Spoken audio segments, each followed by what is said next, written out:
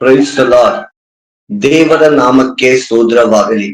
ಯೇಸು ಕ್ರಿಸ್ತುವಿನ ನಾಮದಲ್ಲಿ ಈ ವಿಡಿಯೋ ಮುಖಾಂತರವಾಗಿ ನಿಮ್ಮ ಎಲ್ಲರನ್ನ ನೋಡುವುದರಲ್ಲಿ ಬಹಳ ಸಂತೋಷ ಪಡ್ತಾ ಇದ್ದೀನಿ. ಕರ್ತನು ನಿಮ್ಮ ಎಲ್ಲರನ್ನ ಕೂಡ ಈ ಬೆಳಗಿನ ಜಾವದಲ್ಲಿ ಆಶೀರ್ವದಿಸಿ. Price the Lord. ಹಲ್ಲೆಲೂಯಾ. ಎಲ್ಲರೂ ಚೆನ್ನಾಗಿದ್ದೀರಾ? Price the lord. ತುಂಬಾ ದಿನಗಳಾಯಿತು ನಿಮ್ಮನ್ನು ನಾವು ನೋಡಿ ಲೈವ್ ಹಾಕಕ್ಕೆ ಆಗದೇ ಇದ್ದಿತ್ತು. ಇವತ್ತು ಈ ಲೈವ್ ಮುಖಾಂತರವಾಗಿ ಈ ವಿಡಿಯೋ ಮುಖಾಂತರವಾಗಿ ನಿಮ್ಮ ಎಲ್ಲರನ್ನ ನೋಡುವುದರಲ್ಲಿ ಬಹಳ ಸಂತೋಷ ಪಡ್ತಾ ಇದ್ದೀನಿ. Price the lord. ಇವತ್ತು ನಾವು ಕರ್ತನ ವಾಕ್ಯವನ್ನು ಧ್ಯಾನ ಮಾಡಿಕೊಳ್ಳೋಣ. ನ್ಯಾಯಸ್ಥಾಪಕರ ಪುಸ್ತಕದಲ್ಲಿ ಇರುವ 6ನೇ ಅಧ್ಯಾಯ ಮತ್ತು 7ನೇ ಅಧ್ಯಾಯದಲ್ಲಿ ಗಿದಿಯೋನ್ ಅಂತ ಹೇಳುವ ಒಂದು ವ್ಯಕ್ತಿಯನ್ನ ಕುರಿತಾಗಿ ನಾವು ಓದ್ತಾ ಇದ್ದೀವಿ. ಈ ಗಿದಿಯೋನ್ ಮುಖಾಂತರವಾಗಿ ಇಸ್ರಾಯೇಲ್ ಜನಕ್ಕೆ ದೇವರು ಕೊಟ್ಟಂತ ಬಿಡುಗಡೆ ಕುರಿತಾಗಿ ಅಲ್ಲಿ ನಾವು ಓದಿಕೊಳ್ಳಕ್ಕಾಗ್ತದೆ. ಆ ಗಿದಿಯೋನ್ ಯಾರಾಗಿದ್ದಾರೆ, ಅವನ ಗುಣಗಳು ಏನಾಗಿತ್ತು, ದೇವರು ಅವರನ್ನು ಯಾವ ರೀತಿಯಲ್ಲಿ ಉಪಯೋಗಿಸಿದ್ರು ಅಂತ ಹೇಳಿನೇ ಈ ವಿಡಿಯೋದಲ್ಲಿ ನಾವು ಧ್ಯಾನ ಮಾಡುತ್ತಾ ಇದ್ದೀವಿ. ಅದರಿಂದ ಈ ವಿಡಿಯೋವನ್ನ ಪೂರ್ತಿ ವೀಕ್ಷಿಸಿ ದೇವರು ನಿಮ್ಮೆಲ್ಲರನ್ನ ಕೂಡ ಆಶೀರ್ವದಿಸಲಿ. Praise the Lord. ಹಲ್ಲೆಲೂಯಾ. ಒಂದು ಪ್ರೇಯರ್ ಮಾಡಿಕೊಳ್ಳೋಣ. ತಂದೆಯಾದ ದೇವರೇ, ಈ ದೇವರ ವಾಕ್ಯದ ಮುಖಾಂತರವಾಗಿ ನೀವು ಎಲ್ಲರೂ ಸಂಗಡ ಮಾತಾಡಬೇಕಂತ ಹೇಳಿ ನಾನು ಕೇಳಿಕೊಳ್ಳುತ್ತೇನೆ.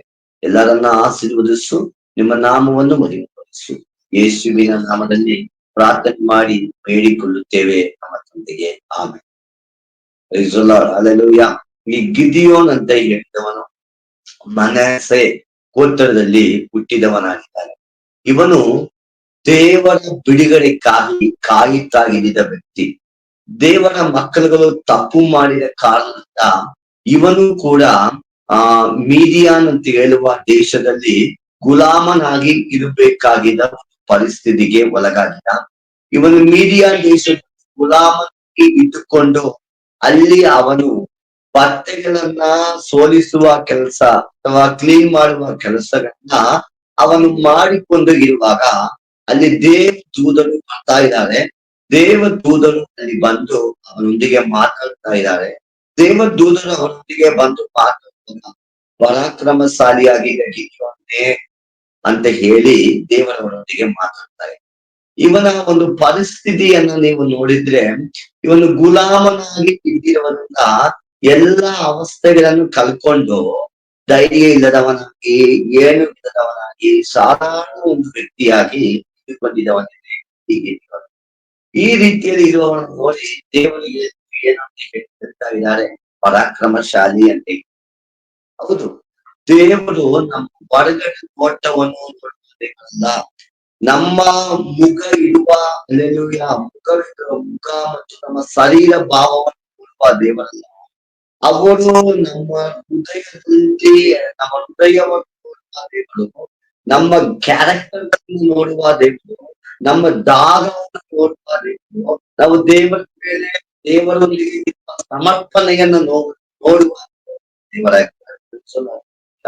ಇವರು ಯಾವಾಗ ನಮಗೆ ಬಿಡುಗಡೆ ಸಿಕ್ಕುತ್ತದೆ ಅಂತ ಹೇಳಿ ಕಾಯ್ದುಕೊಂಡು ಪ್ರಾರ್ಥನೆ ಮಾಡಿಕೊಂಡಿದ್ದ ವ್ಯಕ್ತಿಯಾಗಿರುವಂತಹ ದೇವರು ಇವರನ್ನ ಆರಿಸಿಕೊಂಡಿದ್ರು ಇಸ್ರಾಯೇಲ್ ಜನ ರಕ್ಷಣೆಯನ್ನ ಕೊಡುವುದಕ್ಕಾಗಿ. ಇವತ್ತು ನೀವು ನಾವು ಪ್ರಾರ್ಥನೆ ಮಾಡುವವರಾಗಿದ್ದರೆ ಸಾಕು, ನಮ್ಮ ಮುಖಾಂತರವಾಗಿ ನಾವು ಪ್ರಾರ್ಥಿಸುವ ಕಾರ್ಯದಲ್ಲಿ ಜಯ ನಮಗೆ ಸಿಗ್ತದೆ. Price the lord. ನಾನು ಯಾವಾಗ್ಲೂ ನನ್ನ ಸೇವೆಯ ಸ್ಥಳವಾಗಿರುವ ಸೇವೆಯ ಸ್ಥಳವಾಗಿರುವ ಹ್ಯಾಂಡ್ ಪೋಸ್ಟ್ ಇಂದ ನಮ್ಮ ಚರ್ಚ್ಗೆ ಬರುವ ಒಂದು ಊರಾಗಿರುವ ಮಲ್ಲಲ್ಲಿ ಗ್ರಾಮಕ್ಕೆ, ಆ ಊರಿಗೆ ಹೋಗುವುದಕ್ಕೆ ಮಾದಾಪುರದಿಂದ ಆಕ್ಚುಲಿ ಫಸ್ಟ್ ಹ್ಯಾಂಡ್ ಪೋಸ್ಟ್ ಇಂದ ಮಾದಾಪುರ ಇಂದ ಕೆರೆಯೂರ್ ಗೇಟ್ ಅಂತ ಹೇಳುವ ಜಾಗಕ್ಕೆ ಹೋಗಿ ಅಲ್ಲಿಂದ ಹೋಗ್ಬೇಕಾದ್ರೆ, ಓಕೆ, ಈ ಕೆರೆಯೂರ್ ಗೇಟ್ ಅಂತ ಹೇಳುವ ಮಾದಾಪುರದಿಂದ ಇಲ್ಲಿ ಹೋಗುವ ಗೆದ್ದಿಗೆಕ್ಕೆ ಹೋಗುವ ಈ ರೋಡಿನಲ್ಲಿ ಬಸ್ ಸೌಲಭ್ಯಗಳಿದೆ. ನಾನು ತುಂಬಾ ದಿನ ಆಲೋಚನೆ ಮಾಡಿದ್ದೇನೆ, ಇದು ಒಂದು ಒಳ್ಳೆ ಒಂದು ರೋಡ್ ಆಗಿದಲ್ಲ, ಜನ ಸಂಪರ್ಕ ಜಾಸ್ತಿ ಇದಲ್ಲ, ಈ ಮಾದಾಪುರದಿಂದ ಗೆದ್ದಿಗೆ ಮಾರ್ಗದಲ್ಲಿ ಒಂದು ಬಸ್ ಅನ್ನ ಬಿಟ್ರೆ ಹೇಗೆ ಇರ್ತದಪ್ಪ ಜನಗಳೆಲ್ಲ ಚೆನ್ನಾಗಿರ್ತಾರಲ್ಲ, ಓಡಾಡೋದಕ್ಕೆ ಈಸಿ ಆಗ್ತದಲ್ಲ, ಎಲ್ಲರೂ ಹೋಗಿ ಬಲಸ್ಕೊಂಡು ಕೋಟೆಗೆ ಹೋಗಿ ಬಲಸ್ಕೊಂಡು ಬರ್ಬೇಕಾಗ್ತದಲ್ಲ, ಬಸ್ಸಲ್ಲಿ ಹೋಗ್ಬೇಕಾದ್ರೆ ಹೇಳಿಕೊಂಡು ನಾನು ಪ್ರಾರ್ಥನೆ ಮಾಡ್ತಾ ಇದ್ದೆ. ದೇವರ ಕೃಪೆಯಿಂದ ಕಳೆದ ದಿನಗಳಲ್ಲಿ ನಮ್ಮ ಪ್ರಾರ್ಥನೆ ದೇವರು ಕೇಳಿ ಅವ್ರ ಹೊತ್ತಿನಲ್ಲಿ ಒಂದು ಬಸ್ ಬಿಟ್ಟಿದ್ದಾರೆ. Praise the Lord, hallelujah. ನಮ್ಮ ಚಿಕ್ಕ ಚಿಕ್ಕ ವಿಚಾರವನ್ನು ಕೂಡ ನಾವು ನಂಬಿಕಸ್ಥರಾಗಿ ಇಟ್ಟುಕೊಂಡು ನಾವು ಪ್ರಾರ್ಥನೆ ಮಾಡಿದ್ರೆ ಯಾವ್ದಾದ್ರು ಒಂದು ರೀತಿಯಲ್ಲಿ ಯಾರಾದ್ರೂ ಮುಖಾಂತರವಾಗಿ ಆ ಕಾರ್ಯ ಆಗ್ತದೆ. ನಮ್ ಜವಾಬ್ದಾರಿ ಏನು ಅಂತ ಹೇಳಿ ಪ್ರಾರ್ಥನೆ ಮಾಡ್ಬೇಕಾಗಿ. Praise the Lord, hallelujah. ಇಲ್ಲಿಯೂ ಕೂಡ ಗಿದಿಯೋನನ್ನು ಏನ್ ಮಾಡ್ತಾ ಇದ್ದಾನೆ, ಪ್ರಾರ್ಥನೆ ಮಾಡ್ತಾ ಇದ್ದಾನೆ. ಅವ್ರ ಮನಸ್ಸನ್ನ ದೇವರು ನೋಡಿದ್ರು. ಮನಸ್ಸನ್ನು ನೋಡ್ಬಿಟ್ಟು ಅಲ್ಲಿ ದೇವ ದೂತರನ್ನ ದೇವರು ಕಳಿಸಿ ಅಲ್ಲಿ ದೇವರು ಹೇಳ್ತಾ ಇದ್ದಾರೆ. Praise the Lord, hallelujah. ಆಗ ಅವನು ಆ ಅವರೊಂದಿಗೆ ಮಾತಾಡ್ತಾನೆ. ಮಾತಾಡುವಾಗ ಅವನು ಏನು ಅಂತ ಹೇಳಿ ನೋಡಿದ್ರೆ, ಆ ಅವನೊಂದಿಗೆ ಮಾತಾಡ್ತಾನೆ. ಮಾತಾಡಿದ ಮೇಲೆ ದೇವರು ಅವನ ಹತ್ರ ಒಂದು ಸೇವೆಯನ್ನ ಕೊಡ್ತಾನೆ. ಆ ಸೇವೆಯನ್ನು ಮಾಡ್ತಾನೆ. ಆದ್ರೆ ಈ ಗಿದಿಯೋನನು ಎಂಥವನಾಗಿದ್ದಾನೆ ಅಂತ ಹೇಳಿ 3 ಪಾಯಿಂಟ್ಗಳಲ್ಲಿ ನಾನು ನಿಮಗೆ ಹೇಳುವುದಕ್ಕೆ ಬಯಸುತ್ತೇನೆ. ಮೊದಲು ಅವನ ಒಳಗಡೆ ಭಯ ಪಡುವ ಒಂದು ವ್ಯಕ್ತಿಯಾಗಿದ್ದ. ಭಯ ಅಂತ ಹೇಳುವುದು ಅವನ ಜೀವನದಲ್ಲಿ ಒಂದು, ಅವನು ಪ್ರಾರ್ಥನೆ ಮಾಡುವವನಾಗಿದ್ದ. ಪ್ರಾರ್ಥನೆ ಮಾಡಿದ್ರನು ಅವನ ಜೀವನದಲ್ಲಿ ಭಯ ಅಂತ ಹೇಳಿ ಇದ್ದಿತ್ತು. ಅವನಿಗೆ ಇದು ಹೇಗೆ ಆಗ್ತದೋ, ಹೆಂಗ ಆಗ್ತದೋ, ಯಾವ ರೀತಿಯಲ್ಲಿ ಮುಗಿಯುತ್ತದೋ ಅಂತ ಹೇಳುವ ಭಯ. ಜನರನ್ನ ನೋಡಿದ್ರೆ ಭಯ, ವಾತಾವರಣಗಳನ್ನ ನೋಡಿದ್ರೆ ಭಯ. ಇವನ ಒಳಗಡೆ ಈ ಭಯ ಇದೆ. ನೀವು ಆ ಅಧ್ಯಾಯ 25, 26 ವಾಕ್ಯಗಳಲ್ಲಿ ಎಲ್ಲ ನೀವು ಓದಿಕೊಂಡ್ರೆ ಏನಾಗುತ್ತದಂತ ಹೇಳಿ ನಾವು ಹಲ್ಲೆಲೂಯಾ. ಅಲ್ಲಿ ಅವರು ಯೇಸು ಸ್ವಾಮಿ ಕೊಟ್ಟಿದ್ದ ಕೆಲಸವನ್ನ ಜನಕ್ಕೆ ಹೆದರ್ಕೊಂಡಿದ್ರು. ರಾತ್ರಿ ಟೈಮ್ನಲ್ಲಿ ಮಾಡಿದ್ರು ಅಂತ ಹೇಳಿದ್ರು. ಇನ್ನೊಂದು ಕಡೆ ದೇವರು ಅವರನ್ನ ಬಂದು ಅವರ ಶತ್ರುಕಲಾಗಿರುವ ಮೀಡಿಯಾನ್ ಜನಕ್ಕಿರುವ ತಂಡದವರು ಇರುವ ಕಡೆಗೆ ಹೋಗು ಅಂತ ಹೇಳುವಾಗ, ನಿನಗೆ ಭಯ ಇದ್ರೆ ಇನ್ನೊಬ್ಬರನ್ನ ಕರ್ಕೊಂಡು ಹೋಗು ಅಂತ ಹೇಳಿ ಹೇಳಿದ್ದಾರೆ. ಯಾಕಂದ್ರೆ ಇವನ್ ಜೀವನದಲ್ಲಿ ಭಯ ಅಂತ ಹೇಳುವುದು ಇತ್ತು. ನಮ್ ಜೀವನದಲ್ಲಿ ಕೂಡ ಭಯ ಇದೆ ಅಲ್ವಾ. ನಾವು ಪ್ರಾರ್ಥನೆ ಮಾಡಿದ್ದೀವಿ, ಪ್ರಾರ್ಥನೆ ಮಾಡಿದ್ರೆ ಕಾರ್ಯ ಆಗ್ತದೆ ಸರಿಯೇ. ಆದ್ರೆ ನಾವು ಪ್ರಾರ್ಥನೆ ಮಾಡ್ಬಿಟ್ಟು ನಾವು ದೇವರ ಉದ್ದೇಶಗಳನ್ನ ಮಾಡುವುದಕ್ಕೆ ಅಥವಾ ಅದನ್ನ ನಾವು ಹೇಳುವುದಕ್ಕೂ ಅದನ್ನ ನಾವು ಸಿದ್ಧಿಕೆ ತರುವುದಕ್ಕೂ ನಾವು ಭಯ ಪಡುವವರಾಗಿ ಇದ್ಕೊಂಡು ಇವತ್ತು ನಾವು ಕಾರ್ಯಗಳನ್ನ ಮಾಡ್ತೇವೆ. Praise the Lord, hallelujah. ಹೌದಲ್ವಾ? ನಿಮ್ ಜೀವನದಲ್ಲಿ ಭಯ ಇದಲ್ವಾ? ಹೇಗಾಗುತ್ತದೋ ಹೆಂಗಾಗುತ್ತದೋ, ನಾನ್ ದೇವ್ರ ಬಗ್ಗೆ ಇನ್ನೊಬ್ರು ಕೇಳಿದ್ರೆ ಏನಾಗ್ತದೋ, ನಾನು ಹಲ್ಲೆಲೂಯಾ ಈ ಬಿಸ್ನೆಸ್ ಅನ್ನ ಮಾಡಿದ್ರೆ ಹೇಗಾಗ್ತದೋ, ಈ ಕಾರ್ಯವನ್ನು ಮಾಡಿದ್ರೆ ಹೇಗಾಗ್ತದೋ. ಭಯ ಅಂತ ಹೇಳುವುದು ಸತ್ತಿರುವಿನ ಒಂದು ಆಯುಧ. ಈ ಭಯವನ್ನ ಇಟ್ಟುಕೊಂಡೆ ನಾವು ಕರ್ತನಲ್ಲಿ ಇರುವುದಕ್ಕೆ ಬಿಟ್ಟ ಹಾಗೆ ಸತ್ತರು ನಮ್ಮನ್ನು ಹಿಂಜರಿಯುವ ರೀತಿಯಲ್ಲಿ ಮಾಡಿ ನಮ್ಮನ್ನ ಅವನ ರಾಜ್ಯದಲ್ಲಿ ಸೇರಿಸಿಕೊಳ್ಳುವುದಕ್ಕಾಗಿ ಪ್ರಯತ್ನ ಪಡ್ತಾ ಇದ್ದಾನೆ. ಅದರಿಂದ ಈ ಭಯವನ್ನ ನಮ್ಮಿಂದ ತೆಗೆದಾಕ. ಇವನ ಒಳಗಡೆ ಇದ್ದ ಭಯವನ್ನ ದೇವರು ತೆಗೆದಾಕಿ, ಭಯಪಡ್ತೀಯಾ, ಪರವಾಗಿಲ್ಲ, ನೀನೇ ನನಗ್ ಬೇಕು, ನಿನ್ನ ಮುಖಾಂತರ ನಾನ್ ಮಾಡೋದನ್ನ ಮಾಡಲೇ ಮಾಡ್ತೀನಿ.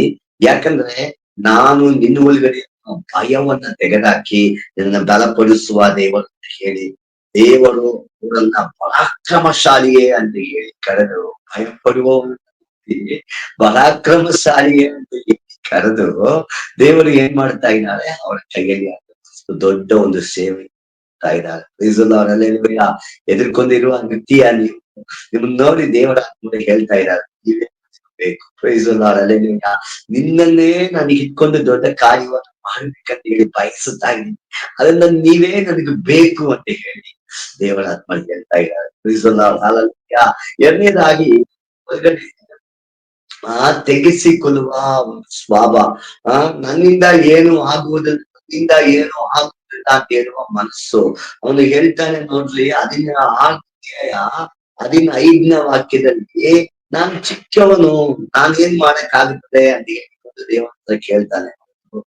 ಎಷ್ಟೋ ಜನರು ನಾನೆಲ್ಲ ಏನು ಮಾಡಕ್ಕಾಗಲ್ಲಪ್ಪ, ನನಗೆ ವಯಸ್ಸಾಯ್ತು, ನನಗೆ ಮಾತು ಸರಿಯಾಗಿ ಗೊತ್ತಿಲ್ಲ, ನಾನು ಜವಾಬ್ದಾರಿಗಳಿಗೆ ನನಗೆ ಜವಾಬ್ದಾರಿಗಳಿದೆ, ನಾನು ಹೆಂಗೆ ದೇವರಿಗಾಗಿ ಏನಾದ್ರು ಆಗುತ್ತದೆ ಅಂತ ಹೇಳಿ ಅನ್ಕೊಳ್ಳುವ ಜನ ತುಂಬಾ ಜನ ಇದ್ದಾರೆ. ನಾನು ಓದಿ ಇಲ್ಲ, ನನಗೆ ವಿದ್ಯಾಭ್ಯಾಸ ಇಲ್ಲ, ಬೈಬಲ್ ನಾಲೆಡ್ಜ್ ನನಗೆ ಇಲ್ಲ. ಅದರಿಂದ ನಾನು ಹೇಗೆ ದೇವರಿಗೆ ಕೇಳುವ ಪ್ರಶ್ನೆ ಇದೆ. ದೇವರ ಆತ್ಮ ಕೊಡಿಯೇ ಇವತ್ತು ಮಾತಾಡ್ತಾ ಇದ್ದಾರೆ. ನಿಮ್ಗಾಗಿಯೇ ಈ ದೇವರ ಮಾತನ್ನು ದೇವರು ಹೇಳ್ತಾ ಇದ್ದಾರೆ. ನಿಮ್ ನೀವೇ ದೇವರಿಗೆ ಬೇಕು. ಅದರಿಂದ ದೇವರ ಒಂದಿಗೆನೆ ಮಾತಾಡ್ತಾ ಇದ್ದಾರೆ. ಹಾಲೆಲೂಯ. ಭಯಪಡು ನೀನು ಆ ನೀನು ತಗ್ಗಿಸಿಕೊಳ್ಳುವ ವ್ಯಕ್ತಿಯಾಗಿ ಅಲ್ಲೆಲೂಯ ನೀನು ಇರ್ಬೇಕಾಗಿಲ್ಲ. ನನ್ನಿಂದ ಏನು ಆಗಲ್ಲ ಅನ್ಕೊಳ್ಬೇಡ. ನೀವೇನ ನಿನ್ನ ಮುಖಾಂತರ ಕಾರ್ಯವನ್ನು ಯಾರು ನೀವು ಹೆಲಕ್ಕೆ ಹೋಗ್ಬೇಡ್ರಿ. ಅದರಿಂದ ನನ್ನಿಂದ ಏನು ಆಗುತ್ತಿಲ್ಲ ಅಂತ ಪ್ರೈಸಲ್ಲ. ದೇವರು ಒಬ್ಬೊಬ್ಬರಿಗೂ ಒಂದೊಂದು ತಾಲಂತುಗಳಿದ್ದಾರೆ. ದೇವರ ರೂಪದಲ್ಲಿಯೇ ನೀವು ಮಾಡಲ್ಪಟ್ಟಿದ್ದಾರೆ. ದೇವರು ನಿಮ್ಮನ್ನ ಈ ಭೂಮಿಗೆ ಕಲಿಸೋದಕ್ಕೆ ಒಂದು ಉದ್ದೇಶ ಇದೆ ಗೊತ್ತಾ. ನಿಮ್ಮನ್ನ ಭೂಮಿಗೆ ಕಲಿಸೋದಕ್ಕೆ ಒಂದು ಉದ್ದೇಶ ಇದೆ. ಅವರಿಗೆಲ್ಲ ಕೃಪಾ ವರಗಳ ಕೊಟ್ಟೇನೆ ದೇವರು ನಿಮ್ಮನ್ನ ಕಲಿಸಿ ಇರುವುದು. ಅವರ ಟ್ಯಾಲೆಂಟ್ಗಳು, ಅವರ ತಾಲಂಟುಗಳು ಕರ್ತನಕ್ಕಾಗಿ ಅದೇ ವಿಶೇಷ ಕಾರ್ಯಗಳನ್ನು ಮಾಡುವ ಕೃಪಾ ವರ ದೇವರು ನಿಮ್ಮ ಒಳಗಡೆ ಕಿತ್ತಿದ್ದಾರೆ. ನಾವನಾದ್ರೂ ಅದನ್ನು ನೀವು ಕಂಡುಹಿಡಿಯಬೇಕು. ನೀವು ಕಂಡುಹಿಡಿದುಕೊಂಡು ಕರ್ತನಲ್ಲಿ ನೀವು ಉಪಯೋಗ ಆಗುವ ವ್ಯಕ್ತಿಯಾಗಿ ನೀವು ಆಗ್ಬೇಕು. ಅದರಿಂದ ಪ್ರಿಯವಾದವ್ರೆ, ಈ ದಿನದಲ್ಲಿ ನನ್ನಿಂದ ಏನು ಆಗುವುದಿಲ್ಲ ಅಂತ ಹೇಳಿ ಎಲ್ಲಕ್ಕೆ ಹೋಗ್ಬೇಡ್ರಿ. ಇವನ್ ಹಂಗೆ ಹೇಳ್ಕೊಂಡಿದ್ದ ವ್ಯಕ್ತಿಯಾಗಿದ್ದೀನಿ, ಏನು ಆಗುವುದಿಲ್ಲ. ನಾನು ಪ್ರಾರ್ಥನೆ ಮಾಡ್ತಾ ಇದ್ದೀನಿ, ದೇವರೇ ಕಾರ್ಯವನ್ನು ಮಾಡಬೇಕು ಅಂತ ಹೇಳಿ ದೇವರ ಹತ್ರ ಪ್ರಾರ್ಥನೆ ಮಾಡಿಬಿಟ್ಟು ಸುಮ್ಮನೆ ಇರುವವನಾಗಿದ್ದೀರಾ. ಅಲ್ಲೇನು. ಆದ್ರೆ ದೇವರು ಹೇಳಿದ್ರು, ನಾನಲ್ಲಪ್ಪ ಕಾರ್ಯವನ್ನು ಮಾಡ್ಬೇಕು. ನಾನ್ ಕಾರ್ಯವನ್ನು ಮಾಡ್ಬೇಕಾದ್ರೆ ನನ್ಗೊಬ್ಬ ಬೇಕು. ನೀನು ಹೋಗ್ಬೇಕು. ನೀನ್ ನನ್ಗೋಸ್ಕರ ನಾನ್ ಮಾಡ್ಬೇಕು ಅಂತ ದೇವರು ಹೇಳುವಾಗ ಆ ವ್ಯಕ್ತಿಯನ್ನೇ ದೇವರು ದೊಡ್ಡ ಕಾರ್ಯ. ಅಲ್ಲೇನಿಗೆ ಮೂರನೇದಾಗಿ ಇವನು ದೇವರೇ ತನ್ನೊಂದಿಗೆ ಮಾತಾಡ್ತಾ ದೃಢಪಡಿಸಿಕೊಂಡಿದ್ದ ವ್ಯಕ್ತಿಯಾಗಿದ್ದ. ಅದನ್ನ ಏನು ಖಚಿತಪಡಿಸಿಕೊಂಡಿದ್ದ ವ್ಯಕ್ತಿಯಾಗಿದ್ದ. ಖಚಿತಪಡಿಸಿಕೊಳ್ಳದೆ ಇವನು ಯಾವ ಅಲ್ಲೇನಿಲ್ಲ. ಇವತ್ತು ನೀವು ಪ್ರಾರ್ಥನೆ ಮಾಡಬೇಕಾಗಿರ್ಬೋದು, ದೇವರಿಗಾಗಿ ಆಗದೆ ಆಗಿಲ್ಲ ಅಂತ ಹೇಳುವ ಒಂದು ವ್ಯಕ್ತಿಯಾಗಿದ್ದರೂ ಕೂಡ ನಿಮ್ಮಿಂದ ಆದಷ್ಟು ಪ್ರಯತ್ನ ಪಟ್ಟು ಕರ್ತನ ಕಾರ್ಯಗಳನ್ನು ಮಾಡ್ಕೊಳ್ಳಾಗಿರ್ಬೋದು. ಆದ್ರೆ ದೇವರಿಗೆ ಇಷ್ಟವಿಲ್ಲದೆ ಇರುವ ಕಾರ್ಯವನ್ನು ನಾವು ಮಾಡಿದ್ರೆ ನಾವು ಬೆಳೆಯಲಾಗ ದೇವರು ಚಿತ್ತಾನುಸಾರದಲ್ಲಿಯೇ ನಾವು ಮುಂದೆ ಎಲ್ಲರಿಗೂ ಗೊತ್ತಿದ್ದ ವಾಕ್ಯ, ಎಲ್ಲರಿಗೂ ಗೊತ್ತಿದ್ದ ಒಂದು ವಾಕ್ಯ, ನಿಮ್ಮ ಸಮ್ಮುಖ ನನ್ನ ಮುಂದೆ ಹೋಗಲಿ, ಹಾಗಲು ನಿಮ್ಮ ಪ್ರಸನ್ನ ನನ್ನ ಮುಂದೆ ಹೋಗಲಿ. ಇಸ್ರೇಲ್ ಜನರಿಗಾಗಿ ಅಲ್ಲೆಲ್ಲೂಯ ಇಸ್ರೇಲ್ ಜನರ ನಡೆಸಿದ ಮೋಸೆ ಪ್ರಾರ್ಥನೆ ಮಾಡುವಾಗ ಆ ರೀತಿಯಾಗಿ ಪ್ರಾರ್ಥನೆ ಮಾಡಿದ್ರಲ್ವಾ. ದೇವರು ಸಮ್ಮುಖ ನಮ್ಮ ಮುಂದೆ ಹೋಗ್ಬೇಕು, ಅವ್ರ ಪ್ರಸನ್ನ ನಮ್ಮ ಮುಂದೆ ಹೋಗ್ಬೇಕು, ಅವರು ನಮ್ಮನ್ನ ನಡೆಸಬೇಕು. ಅವರು ನಡೆಸುವ ದಾರಿಯಲ್ಲಿ ಮಾತ್ರ ನಾವು ಹೋಗುವವರಾಗಿರ್ಬೇಕು. ನನ್ನ ಪ್ರಿಯವಾದ ದೇವರ ಕಲೆ ದೇವರಿಗೆ ಇಷ್ಟಪಡುವುದನ್ನ ಮಾತ್ರ ನಾವು ಮಾಡುವವರಾಗಿರ್ಬೇಕು. ಅವ್ರಿಗೆ ಏನ್ ಹೇಳ್ತಾರೋ ಅದನ್ನ ಮಾತ್ರ ಬೆಳಿಗ್ಗೆ ಬರುವುದಿಲ್ಲ. ಇವರ ಹತ್ರ ದೇವರಿಗೆ ಹೇಳಿದ್ರಿ, ನಾನು ಹೋಗಿ ಫಸ್ಟ್ ವಿಗ್ರಹಗಳನ್ನು ಒಡೆದಾಕ್ಬಿಟ್ಟು ಹೇಳ್ತಾರೆ. ಒಡೆದಾಕಿದ್ರು ಅವರೆಲ್ಲರೂ ಇವರೊಂದಿಗೆ ಯುದ್ಧಕ್ಕೆ ಬರುವ ಇವರು ತನ್ನ ಆಲೋಚನೆಯಲ್ಲಿ ಒಂದು 30,000 ಜನ ಸೇರಿಸಿಕೊಂಡು ಅವರು ಯುದ್ಧಕ್ಕಾಗಿ ಹೋಗುವುದಕ್ಕಾಗಿ ಒಂದು ಏನ್ ಮಾಡ್ತಾ ಇದ್ದಾರೆ ಅಂದ್ರೆ ಸಿದ್ಧತೆಗಳನ್ನ ಹೊಂದಿಕೊಂಡು ಅವರು ಹೋಗುವುದಕ್ಕಾಗಿ ಅವರು ಸಿದ್ಧತೆ ಆಗ್ತಾ ಇದ್ದಾರೆ. ಅಂದ್ರೆ ದೇವರಿಗೆ ಹೇಳ್ತಾ ಇದ್ದಾರೆ, ಆ ಊರೊಂದಿಗೆ ಯುದ್ಧ ಮಾಡೋದಕ್ಕೆ 30,000 ಜನಗಳು ಬೇಕಾಗಿಲ್ಲ. ಭಯ ಪಡುವವನು ಬೇಕಾಗಿಲ್ಲ. ವಿಶೇಷವಾಗಿ ಧೈರ್ಯ ಇಲ್ಲದಿರುವವನು ಬೇಕಾಗಿಲ್ಲ. ನಾವು ದೇವರ ಸೇವೆಯನ್ನು ಮಾಡಬೇಕು ಅಥವಾ ದೇವರಿಗಾಗಿ ನಿಂತ್ಕೋಬೇಕಂದ್ರೆ ಏಳಿತನದ ಆತ್ಮ ಇರುವವರು ದೇವರು ಬೇಕಾಗಿಲ್ಲ. ನಮಗೆ ಧೈರ್ಯ ಇರುವವರು ಬೇಕು. ನಾವು ಧೈರ್ಯವನ್ನು ನಮಗೆ ವಿರೋಧವಾಗಿ ಏನ್ ಕರ್ತನು ನೋಡಿಕೊಳ್ಳುತ್ತಾನೆ. ನಾವು ಧೈರ್ಯವಾಗಿ ಮುಂದೆ ಸಾಗು. ಅಲ್ಲಿ ದೇವರು ಬರೀ ಜನರನ್ನು ಮಾತ್ರ ಆರಿಸಿಕೊಳ್ಳುತ್ತಾ ಇದ್ದಾರೆ. 300 ಜನರನ್ನ ಆರಿಸಿಕೊಳ್ಳುವುದಕ್ಕೆ ಮುಂಚೆ ಅಲ್ಲಿ ದೇವರು ಶೋಧನೆಯನ್ನು ಅವ್ರಿಗೆ ಕೊಡ್ತಾ ಇದ್ದಾರೆ. ಏನು ಶೋಧನೆ ಮಾಡ್ತಾ ಇದ್ದಾರೆ ಇವಾಗ ನೀರನ್ನ ಕುಡಿಯಕ್ಕೆ ಇರುವಾಗ ಆ 3 ರೀತಿಯಲ್ಲಿ ಅಲ್ಲಿ ನೀರನ್ನ ಕುಡಿಯ ಜನಗಳು ಕುಡಿತಾರೆ. ಆ 1000 ಜನರು 3 ರೀತಿಯಲ್ಲಿ ಕುಡಿತಾರೆ. ಒಬ್ಬರು ಮಂಡಿಗಾಲ್ ಹಾಕಿ ಆ ನೀರನ್ನ ಹಂಗೇನೆ ಬಗ್ಗಿ ಕುಡಿಯುತ್ತಾರೆ. ಇನ್ನು ಕೆಲವೇ ವ್ಯಕ್ತಿಗಳು ಆ ಅಲ್ಲಿ ಆ ಬಗ್ಗಿ ಕೈಯಲ್ಲಿ ಆ ನೀರನ್ನು ಇಟ್ಕೊಂಡು ಕುಡಿಯುತ್ತಾರೆ. ಆದ್ರೆ ಕೆಲವೇ ವ್ಯಕ್ತಿಗಳು ಹೆಂಗ್ ಮಾಡಿರ್ತಾರೆ ಆ ಬಗ್ಗಿ ಹಂಗೇನೆ ಆ ನೀರು ಕುಡಿತಾರೆ. ದೇವರು ಆರಿಸಿಕೊಂಡಿದ್ದವರು ಬಗ್ಗಿ ಆ ನೀರನ್ನು ಕುಡಿದವರು. ಯಾಕಂದ್ರೆ ಯೇಸು ಸ್ವಾಮಿಗೆ ರಿಸ್ಕ್ ತಗೊಳ್ಳುವವನು ಮಾತ್ರ, ರಿಸ್ಕ್ ತಕೊಂಡು ನಿಂತುಕೊಳ್ಳುವವರು, ರಿಸ್ಕ್ ಎಷ್ಟು ಕಷ್ಟವನ್ನು ನಿಂತುಕೊಳ್ಳುವ. ನಾವು ನಿಂತುಕೊಂಡು ಹಂಗೇನೆ ಬಗ್ಗಿ ಆ ನೀರನ್ನು ಕುಡಿಯುವುದು ಅಂತ ಹೇಳುವುದು ಸಾಧಾರಣವಾಗಿರುವ ಕೆಲಸವಲ್ಲ. ಅಲ್ಲೆಲೂಯ. ಆದ್ರೆ ಆ ತರ ರಿಸ್ಕ್ ತಕೊಳ್ಳುವರು ದೇವರು. ಆ 300 ಜನರನ್ನ ಅಲ್ಲೆಲೂಯ ದೇವರು ಆರಿಸಿಕೊಂಡು ಅವ್ರ ಹತ್ರ ಅಲ್ಲೆಲೂಯ ಯೇಸು ಸ್ವಾಮಿ ಹೇಳ್ತಾ ಇದ್ದಾರೆ, ಒಂದು ಕೈಯಲ್ಲಿ ಬಲಕೈಯಲ್ಲಿ ಬಲಕೈಯಲ್ಲಿ ತುತ್ತೂರಿ, ಎಡಕೈಯಲ್ಲಿ ಎಡಕೈಯಲ್ಲಿ ಏನು ಮಡಿಕೆ, ಆ ಮಡಿಕೆ ಒಳಗಡೆ ಉರಿಯುವ ದೀಪ. ಆಗ ಉರಿಯುವ ದೀಪವನ್ನು ಮಡಿಕೆ ಒಳಗಡೆ ಹಾಕಿ ಈ ಕೈಯಲ್ಲಿ ಅದೇ ರೀತಿಯಾಗಿ ಇನ್ನೊಂದು ಕೈಯಲ್ಲಿ ತುತ್ತೂರಿಯನ್ನು ಇಡ್ತಾರೆ. ತುತ್ತೂರಿಯನ್ನು ಇಟ್ಕೊಂಡು ಈ ರೀತಿಯಲ್ಲಿ ಇಟ್ಕೊಂಡು ಹೋಗ್ತಾನೆ. ಅಲ್ಲಿ ಇಷ್ಟೇ ಅವ್ರ ಟಾರ್ಗೆಟ್ ಇಷ್ಟೇನೆ.